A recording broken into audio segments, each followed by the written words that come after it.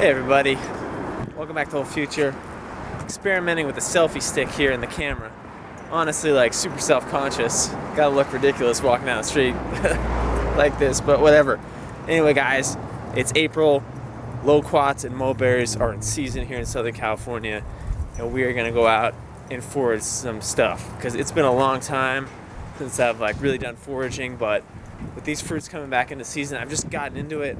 I've discovered a couple of new mulberry trees, which are amazing. Mulberries are amazing. I can't believe I had a mulberry bush growing up as a kid. Barely ate from it. But it's short season for both these fruits. It's like April, maybe a little bit early May, and that's it. So we got to strike while the iron's hot. So here we are under the illustrious loquat tree, one of several. I'll give you guys a good look at these. These are your loquats here. Have a lot of variety in taste. Some of them taste like an apricot, some like a peach, some like a mango, some like a pineapple, some like Starburst, some like Jolly Rancher. They all look pretty much the same, but huge variety in taste. So some of them are going to be kind of sour and edible, but a lot of them are really, really good. But what's cool is tree to tree, even on the same block, there are more loquat trees on this block. I'll show you, like 50 feet up ahead. This one's pretty much been picked bare, but because it's a good one. But these ones were really tasty while they lasted, but people got to them because they're good.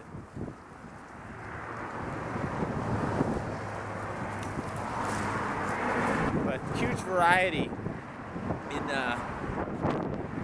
in loquats. So you got to kind of taste them when you pick them. Next most important thing about loquats is you don't want to pick the individual fruits off the tree. You kind of want to snap off the branch that a cluster of them is on, because otherwise they'll just go bad right away. Like you can put them in your fridge and even the next day they'll be no good. So I'll kind of show you guys what I do. I basically grab like the whole thingy here, and this way it preserves them longer.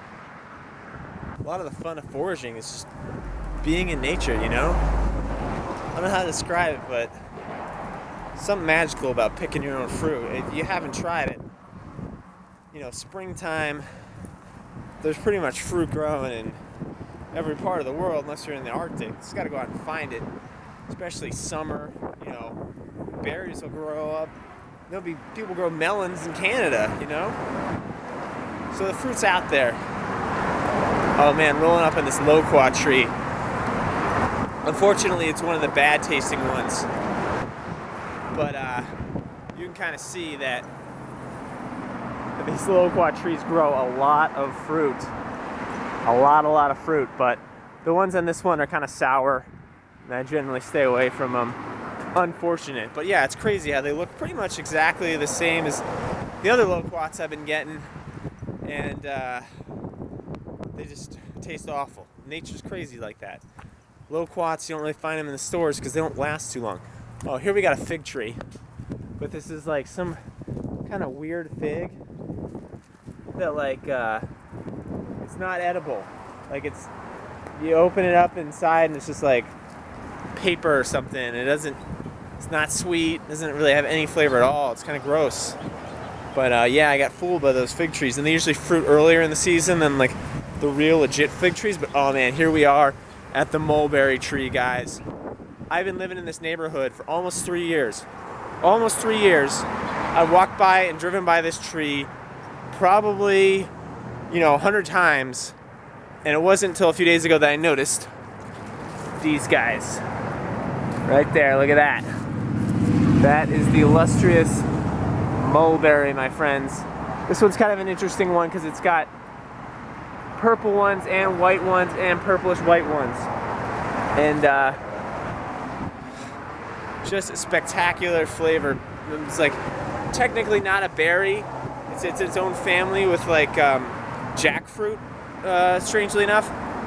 But just one of the most delicious berries, and very short season, very delicate, and a real treat. So what we're doing is we're just I got some clamshells from last time I bought blueberries and cherry tomatoes and stuff. I'm just filling those up with the mulberries. But look at all the spoils on the ground. I mean, that's all mulberries, kind of, yeah, I don't want to be eating that and getting sick. I mean, I don't know if I would get sick, but I just really don't feel like eating a bunch of dirt.